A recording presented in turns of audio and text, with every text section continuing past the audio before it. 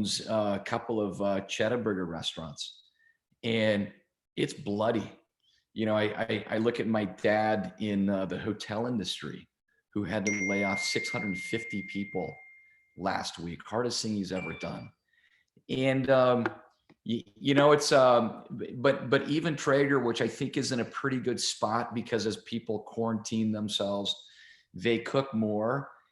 We've got a lot of uncertainty, and we have 200 salespeople around the country who are sitting home. They can't do anything. So this is a tough moment, and I've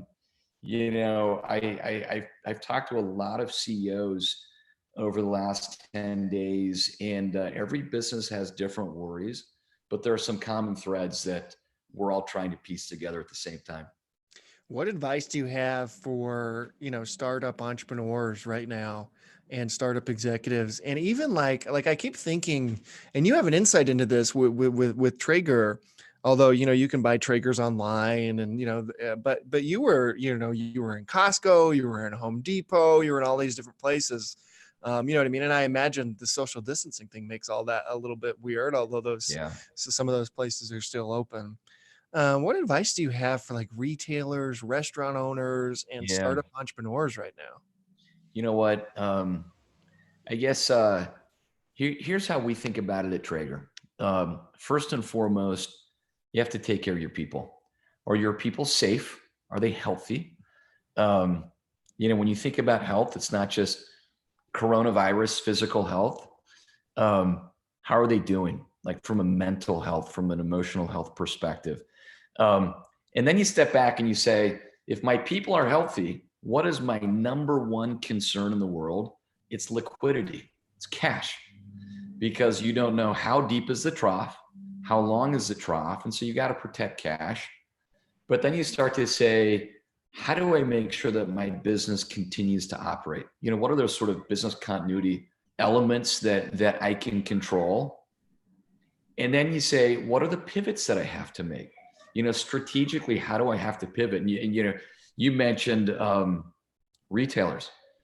It's like for us, it's across the board. I mean, our specialty retailers, they've closed. They are non-essential, and they've closed their doors. Not by mandate, but pretty close to it. Home Depot, a lot of DIY going on. Costco, ton of panic shopping going on. So the consumer is reacting differently. Amazon is going so crazy that we can't get goods into there. And our digital is blowing up. So you sort of, there's no one size to these pivots that fits all. You kind of have to step back and say, how do I reinvent myself quickly? How do I do it within the context of a changed land? It's not a changing landscape. It is a changed landscape. So how do I reinvent myself quickly? And then how do I do it like in a very resourceful, creative way that I don't have to throw a lot of cash at testing a problem? So I'll tell you about some conversations that we're having with Home Depot, for example. Home Depot has a very significant internet business. Actually, they're $100 billion of revenue. 65 billion of it somehow connects with a transaction, whether it's buy online, pick up in store, buy online, deliver, assemble to my front door, do my research online. And so as I look at Home Depot and I think about what we're doing and I think about what every business owner has to do, you have to be willing to understand the trends, think differently. And then, although I don't know that anyone is saying, unless you own Purell or a toilet paper supply business, no one is saying, how do I like really drive sales right now? We're sort of saying, how do I tread water? How do I minimize downside? How do I over index to this tough moment? And I just think it's critical to sort of put your mindset aside. Once you get beyond your business liquidity, you got to be scrappy and sort of resourceful. How are you thinking about culture and maintaining the culture of Traeger employees now that all the employees are working from home? You know what, Clint? priority number one for us, 100% number one. And this goes back to my opening comments around health of people. So we start every Monday morning with a company meeting. It's typically in person. We serve breakfast, and we turn my office into a production studio. And so we start Monday morning, and we've got, my director of staff operations, Paulina. She's got a DJ. She's got a turntable set up. She is creating energy. Energy and positive mood is everything. And we talk about the wins, the losses. We always recognize people for living cultural values. We celebrate people's birthday every week. Well, we can't give them an Amazon gift card because we're not together. And so we send a tomahawk steak to their house. And I would say that our investment in very deliberate culture building and in ensuring that leaders are more connected to their teams than ever, that when they call them when they get into a meeting, there's a natural inclination to say, okay, hey, Clint, we're here. What are we doing? And it's like, hold on a second. Now more than any, you need to say, how you feeling? How's your day? What are you working on? How's your stress level? How's your family? And these are the sorts of things that, honestly, I got to tell you, we've been working from home for almost 2 weeks now. And we did a Qualtrics pulse survey last week. 94% of our people said they were very satisfied with the communication. And qualitatively, all of the comments that came back said they felt more connected last week than they did in any week at the company. And wow. And by the way, we're learning from this. I mean, we're very deliberate. And my message to the leadership team was, this is not a sprint. We don't know how long this is going to go. So what you do this week is as important, if not more important than last week in terms of morale and mood and communication.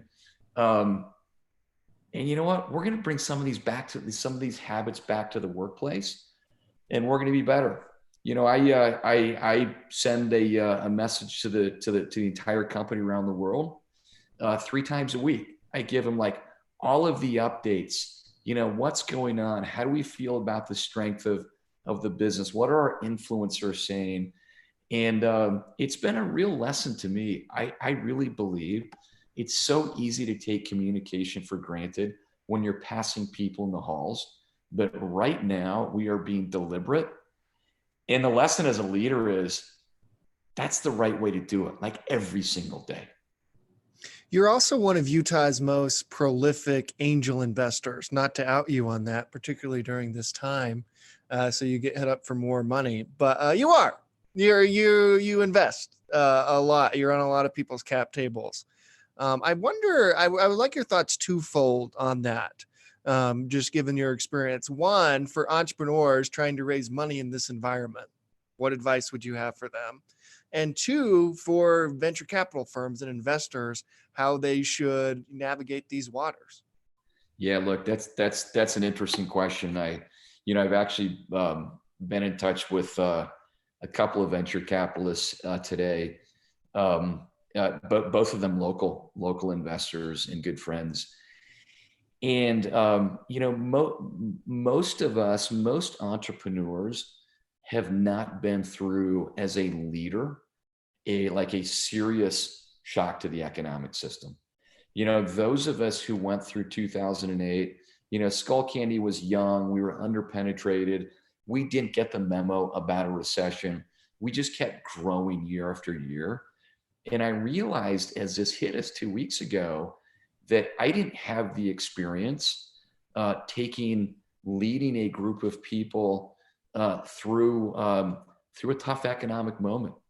And so if I'm an entrepreneur, I am thinking first and foremost, how am I building something that's so robust that it wins when times are good and it wins when times are bad?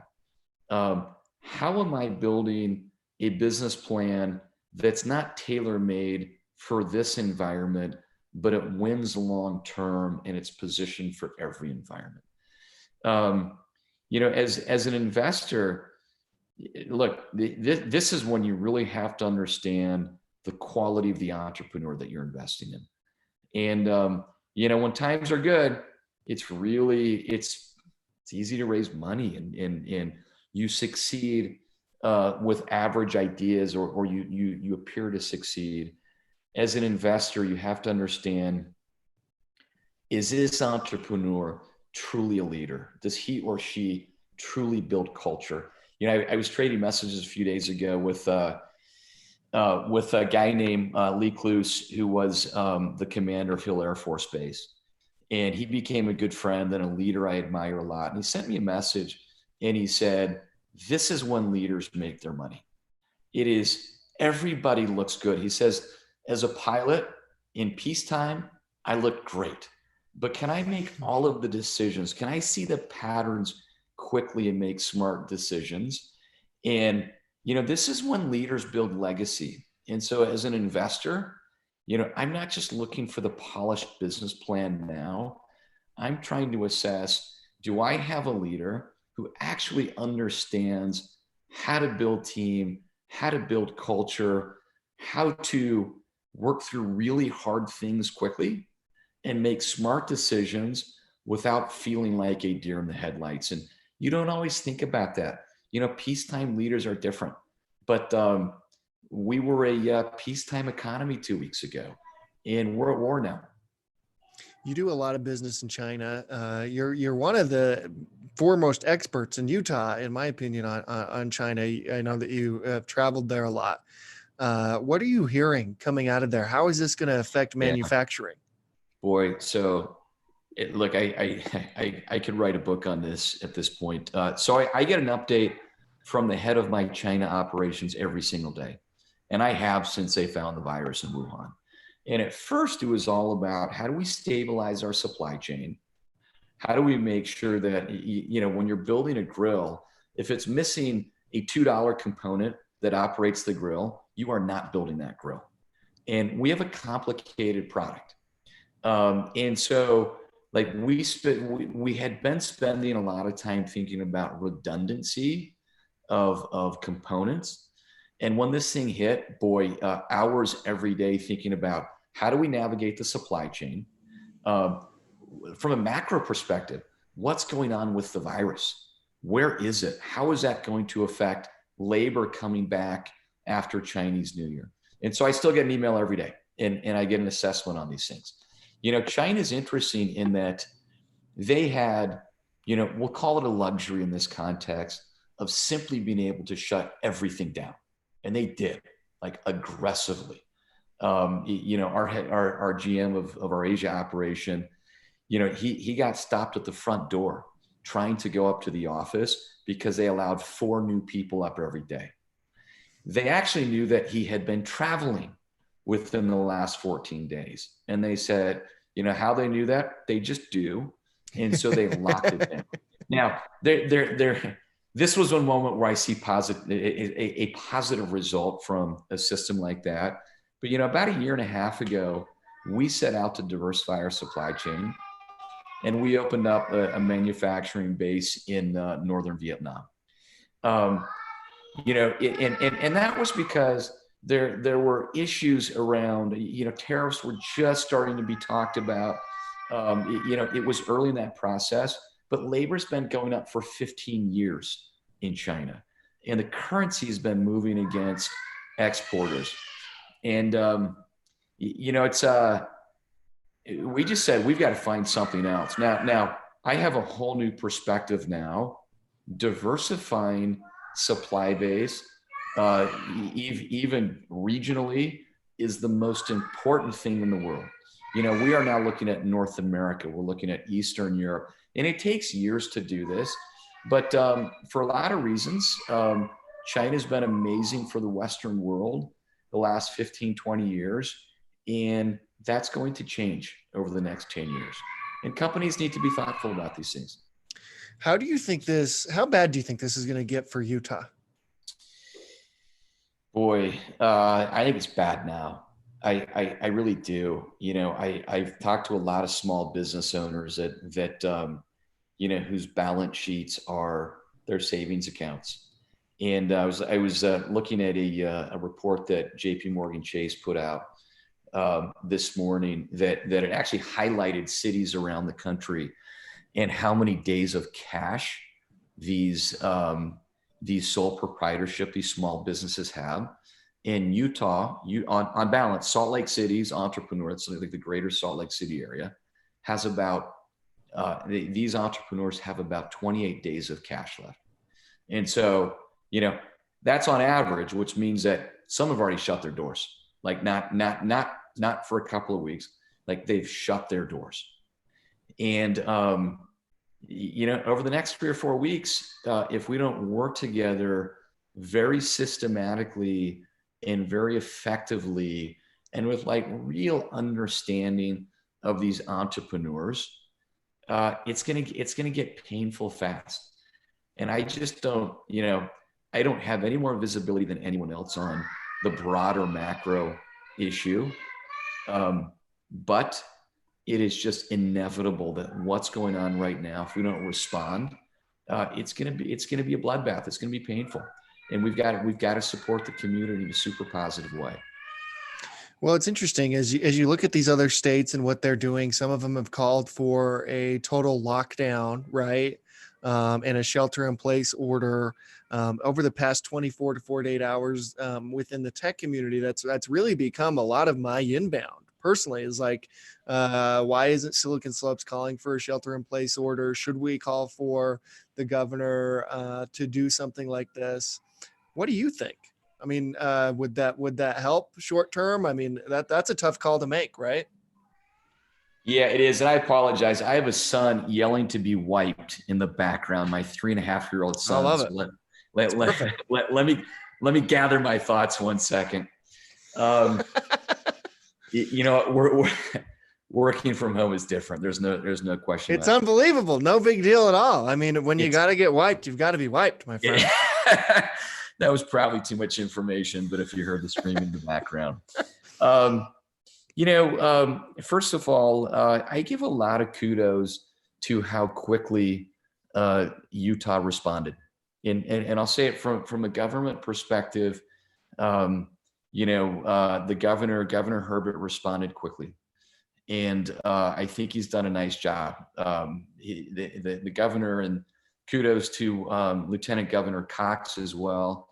They quickly assembled a task force and they built a plan.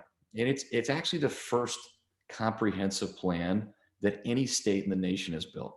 And so that's awesome. Like that is the right way. Never waste a good crisis. That is the right way to get this state moving. Silicon Slopes. I mean, I gotta tell you, Silicon Slopes, this community and this organization is a force. And within hours, I'm seeing messages go around, and a conference call is set up, and CEOs are on the call, and people are talking about how do we respond, what do we know, how do we respond, how do we support the community, and that's powerful. And then there was alignment between, the governor's office and Silicon Slopes. And I can tell you, Governor Romney's been on, or Senator Romney's been on calls, and Senator Lee. There is a level of unity that is not happening in any other state. I've actually spoken to many CEOs outside of Utah, and I'm telling them about how we are we are responding to this, and even being proactive around certain things that are critical. And they're in awe. I mean, they're saying this is not happening anywhere, and that's a big deal. And I think that speaks. I think it speaks to the mettle of our people. I think it speaks to the mindfulness, the compassion, the unity, and boy, I got to tell you, I have never felt prouder to be a part of this state than during this past couple of weeks. I want to talk about, in particular, one thing that Silicon Slopes is doing, and you're chairing, which we mentioned at the top of this call, which is the Economic Response Committee. You had your first call yesterday with some of the folks on the leadership side of that committee. Can you give us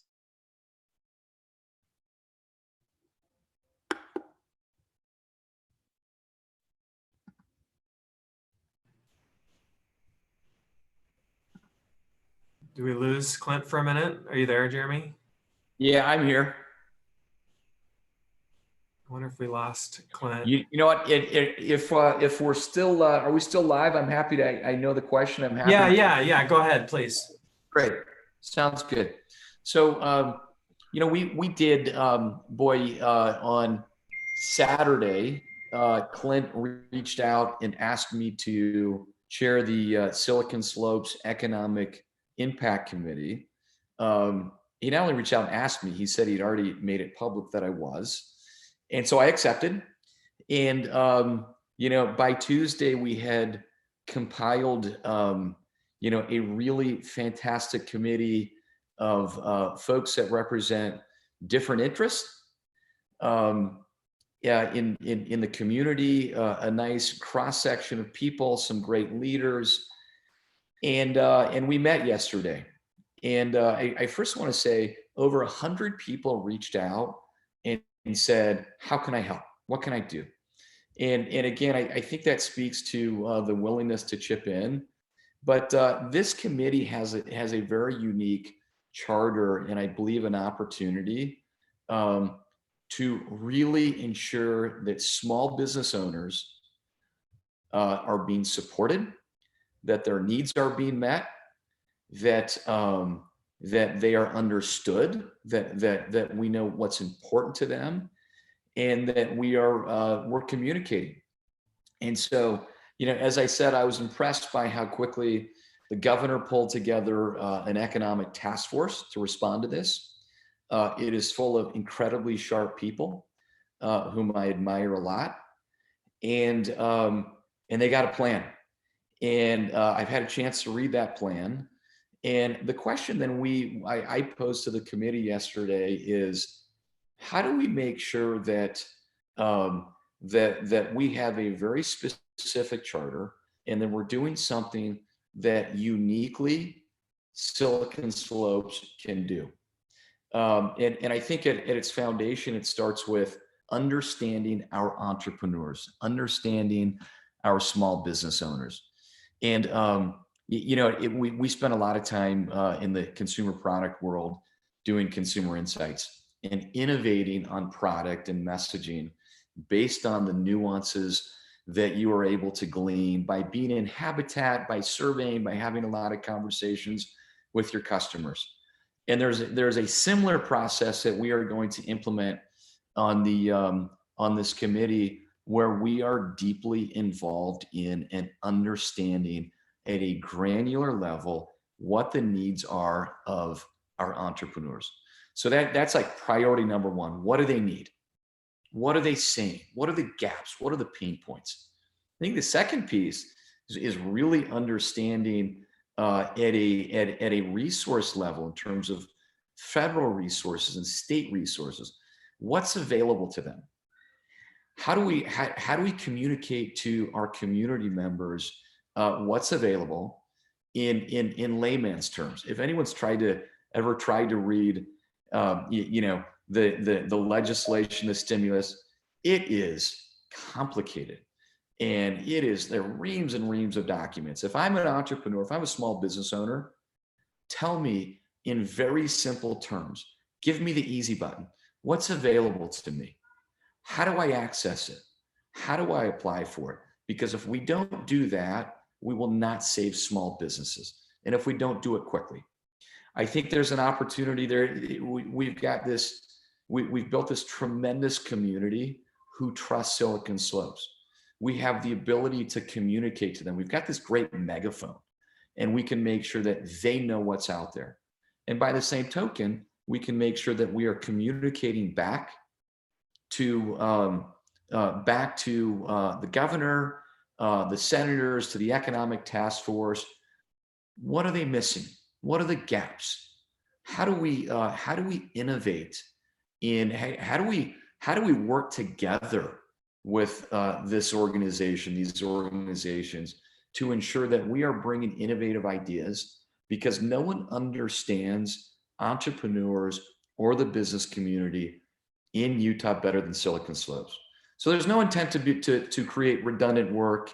We're not, as Clint said, we're working for free. We don't have a staff. We're not well funded, but we are in touch with the community every day, and we're going to double that effort to make sure that we have heard them. And there's just great dialogue happening to ensure that their needs are met. They're met in the right way, and they're met quickly. Jeremy, I'm back. Hey, man. Of course, the one that I have issues on, I literally got booted out of Zoom, was with you. So my apologies.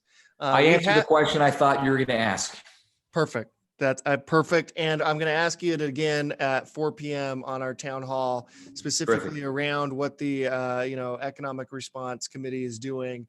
So that's at 4 p.m. We have Jeremy coming back on this town hall. Apologies for the technical difficulties, but thank you for everything you're doing, my friend. Seriously, 100%. It's unbelievable.